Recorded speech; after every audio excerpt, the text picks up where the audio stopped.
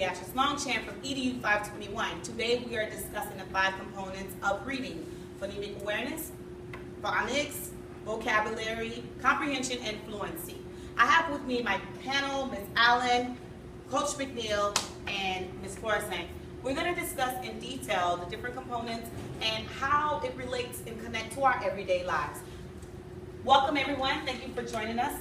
So what is a good way to build vocabulary skills? I think a good way to build vocabulary skills will starting with having the kids create a vocabulary word wall. I also believe that building vocabulary would also help students if they find synonym and antonyms to each word on the word wall. Have them also create a complete sentence showing that they're using the word correctly in context. Very good. In addition, I would say that to infuse word of the week. I think when we infuse the word of the week and have the kids use it on a daily basis, every time they come to class and use it in a sentence or use it part of their writing, that also increases their comprehension. Thank you. How would you help students read fluently? Because we know we have that issue. We have our ESL students involved. We have students who are actually born and raised here, but because the English that read, the quote-unquote grammatically correct English is not used at home, we know that they have issues as well with reading fluent English. So, well, you know, Ms. Longchamp, it's interesting you asked that question. I would start off with having students do the ORF exam. That way, that gives me an accurate gauge of where the student's reading fluency level is. From that point right there, I would probably pair a student up with a strong reader in the class so that they could be modeled, as I would also in the class, but I would have myself included with a student to model fluent reading to the kids so that that particular student is able to hear first how fluent reading sounds, understand the rhythm, so that they eventually, the goal will probably be go from reading choppy to reading more fluently and consistently and having a more stable. In addition to the reading inventory that Coach McNeil just addressed, is also to introduce a different strategy of reading in the classroom. Because in order for us to build fluent readers, we have to model as a teacher to be how fluent reading should take place. And I do believe if we introduce that choral reading, echo reading, repeated reading in this classroom, that would also definitely help with fluency. And I also think we should also start looking at material that piques the child's interest and trying to align it with our content. So if you have a student that's really interested in sports, try and find a story that has a character who's either athletic or is into sports as well. They might connect and it might keep them more engaged if we start picking things that they actually are interested in as well. Good idea. how does vocabulary how does that connect with comprehension of text? Well, first of all, before you can even comprehend anything, you have to understand what you're reading. So if the vocabulary is a little difficult and you're unfamiliar with the vocabulary term that's being used, then it's going to be very difficult for you to complete that assignment or to understand what it is that the question or the test or the assessment is asking you. So comprehension and vocabulary, they go hand in hand. It's paramount that the kids understand every vocabulary. So vocabulary understanding is huge. Before you can begin to understand, you have to first understand what the word is, what the word means. That's where we go back to synonym and antonyms, because that helps the kids to understand a similar vocabulary word to that word and an opposite vocabulary word to that word.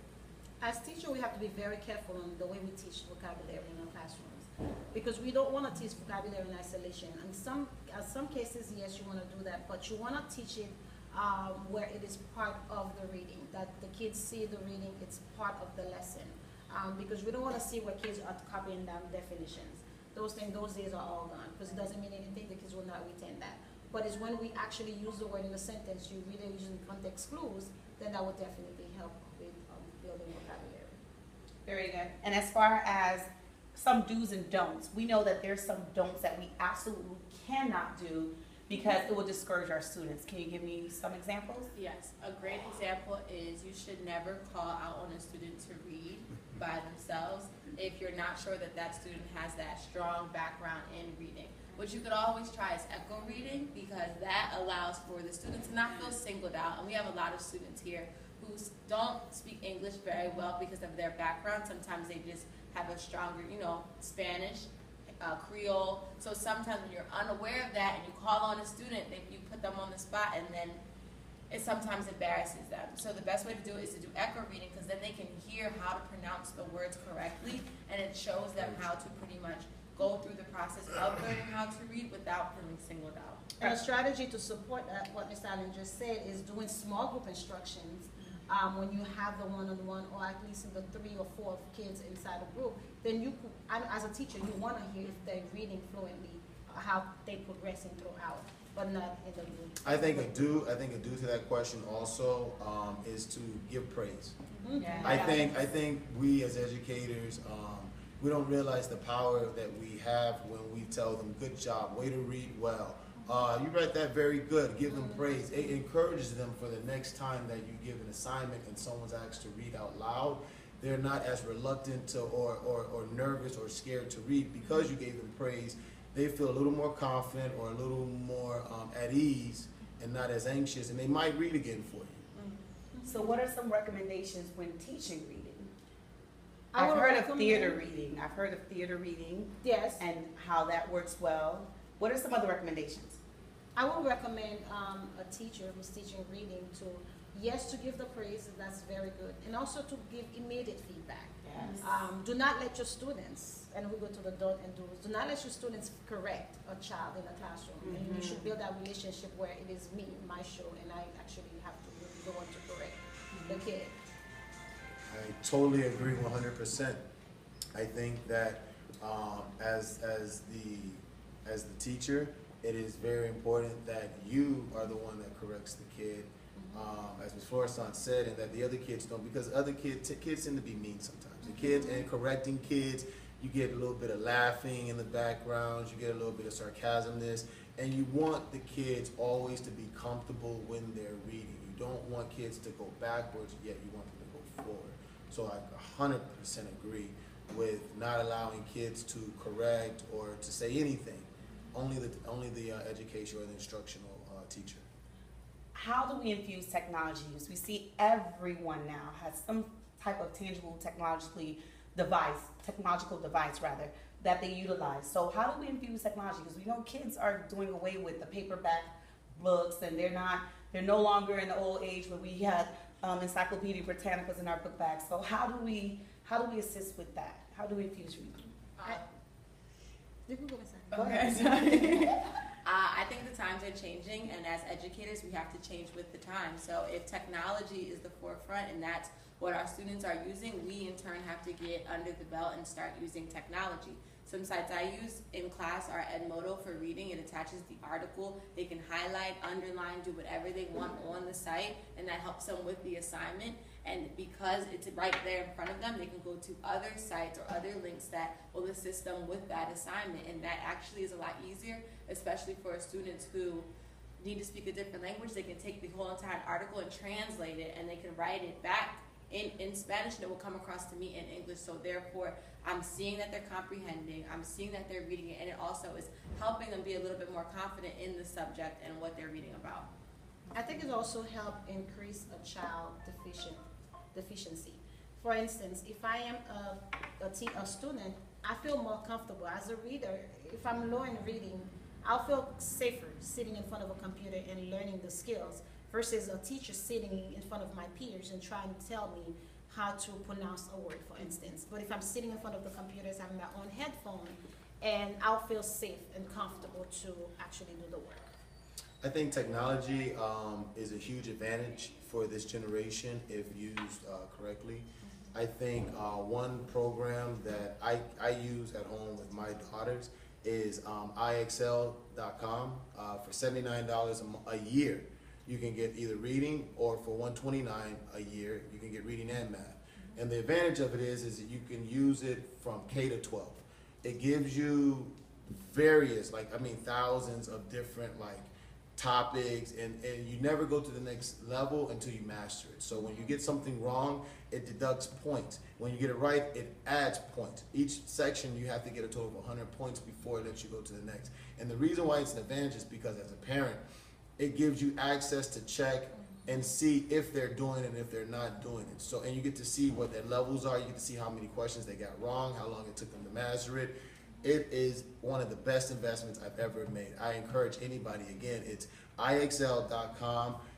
Sign up for it. It is absolutely the best investment that I've ever purchased for any of my kids.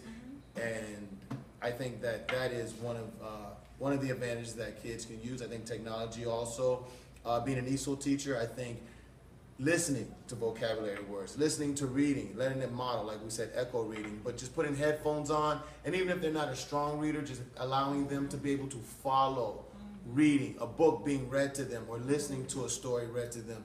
That is more, that will increase gains than not doing anything at all. Last question, parent involvement. How important is parent involvement, and what can we do to assist parents in being more involved and letting them know how important it is that their involvement must be there in order for their child to be fluent readers? I guess to go back to what Coach just mentioned to us, that the parents need to know this type of information, what's out there for them and how they can support the kids. And some of the parents that we have this day, especially at our school site, is they're young parents and their education don't go further than probably 9th or 10th grade. So to help your kid is very difficult. But if they're aware of IXL, for instance, out there, and I do have that for my son too, which is excellent, they could help their kids. So we need to keep them informed. We probably could send them strategies or ways that they could help their kids at home. Read a book to them at night. People don't do that anymore, like Coach mentioned, but that is some good stuff that we could mention to our parents and help them. And going off of Ms. Flores saying, the crucial times in which they need those sites and they need that extra attention from home is the weekend and during the summer. That's when a lot of our students lose those learning gains they made either during that week or during that year, because they have such a long period of not really doing as much work that every day from 9 o'clock to almost 4 o'clock of education. So using those sites, using IXL during the weekend or during the summer will help keep them at the right level and actually will help them go to a higher level in their reading comprehension. And parents, I'm not going to hold back on you, don't take it personal, but education starts at home before it starts in the classroom. So even though as an educator, we all are, I want you to know that education starts with you first. We are here to educate your son or daughter, to assist in education, but you have to also meet us halfway. You also have to take some responsibility in your own child's education and not solely put 100% of that on teachers. It would be unfair. Second of all, to piggyback on what Ms. Florissant and Ms. Allen said also, for those parents that only finished at 9th grade or 10th grade and didn't graduate with a high school diploma or their education was cut short, IXL, you don't have to know the material. The material is actually, it'll teach your children that material. So there are things, I have a daughter that's in college now, she just graduated, she had calculus. I had no idea how to do calculus. But she got through it and IXL helped her, it showed her what she got wrong, it showed her how to do the formula, it showed her everything. And like I said, it's a wonderful investment. I can't emphasize how much importance it is for parents to just take time, even if you take 30 minutes out of the day and tell your kids, cut the TV off, cut your video games off, put your phones on the table, sit down, we're gonna read for 30 minutes. Whether you read to them, whether you read a newspaper, they read a magazine, whatever it is, get them in a routine of practicing to read, because most kids will not take the initiative of reading on their own. You as a parent have to take initiative and tell your kids, this is what you're gonna do. There you have it. Thank you so much for joining your panel. I'm Beatrice Longchamp. Today we discussed the 5 components of reading: Bynum's, phonetic awareness, vocabulary, comprehension, and fluency. I want to thank you guys so much for taking time out of your busy schedule. In addition to that, we also learned today how technology plays an important role. Parents play an important role. Instructors play an important role. Different lessons. Everything intertwined. It's very important to keep all these components involved when doing reading comprehension, understanding fluency and the different components of reading. Thank you. Have a great day. Thank you. Bye.